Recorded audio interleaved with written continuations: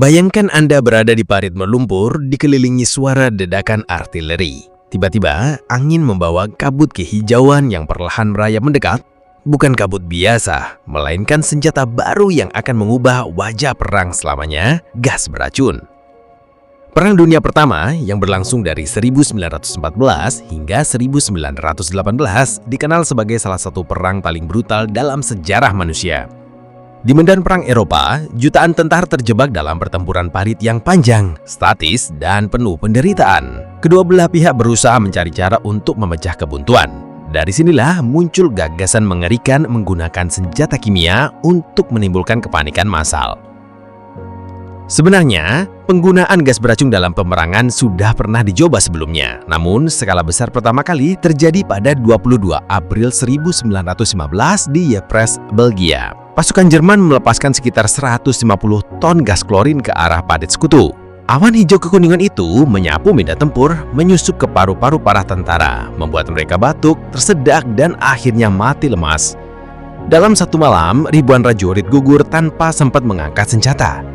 Bagi banyak orang, inilah momen ketika perang berubah menjadi tragedi mimpi buruk. Sepanjang Perang Dunia Pertama, berbagai jenis gas beracun dikembangkan, antara lain gas klorin menimbulkan iritasi parah pada saluran pernafasan. Gas mustard atau sulfur mustard lebih mematikan, menyebabkan luka membelebuh di kulit, kebutaan, dan kerusakan paru-paru. Bahkan yang selamat sering menderita cacat permanen. Fosgen jauh lebih berbahaya dari klorin, bekerja lambat sehingga korban bisa terlihat baik-baik saja sebelum akhirnya mati karena perbaru dipenuhi cairan. Gas mustas khususnya menjadi simbol horor perang ini karena efeknya tidak hanya membunuh, tapi juga meninggalkan penderitaan jangka panjang.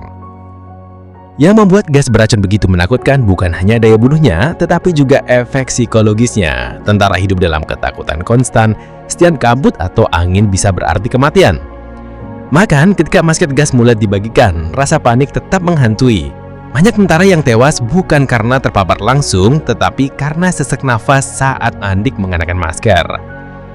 Setelah Jerman menggunakan gas pertama kali, sekutu pun segera membalas. Inggris, Prancis, dan kemudian Amerika Serikat mengembangkan persenjataan kimia mereka sendiri.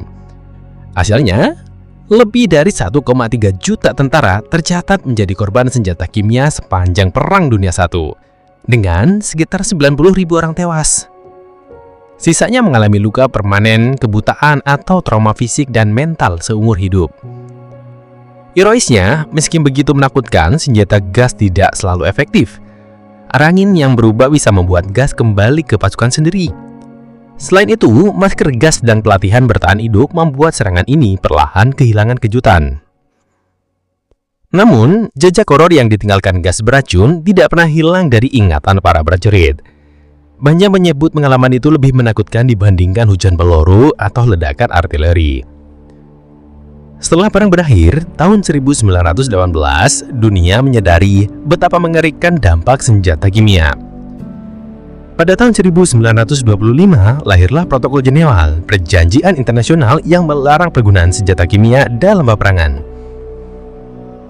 Meski demikian, penelitian dan pengembangan senjata kimia tetap berlangsung secara diam-diam di beberapa negara dan penggunanya kembali mencuat di konflik-konflik abad 20. Serangan gas beracun di Perang Dunia I bukan hanya babak kelam dalam sejarah peperangan, tetapi juga pengingat tentang batas kejam yang bisa dicapai manusia demi kemenangan.